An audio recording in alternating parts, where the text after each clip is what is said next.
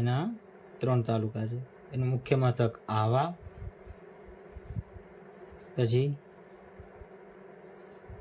વઘઈ અને સુબીર. વઘઈ જે છે એ ડાંગનું પ્રવેશ દ્વાર કહેવામાં આવે છે. તો આને યાદ કેવી રીતે રાખવાનું? તો શોર્ટ ટ્રિક છે, ડાંગ આવસુ. કેવું? ડાંગ આવસુ.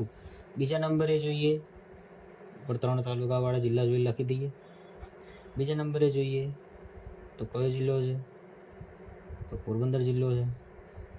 પોરબંદર જિલ્લાના કેટલા તાલુકા? તો પહેલો પોરબંદર, બીજો રાણાવાવ અને ત્રીજો કુતિયાણા. તો આને યાદ રાખવું હોય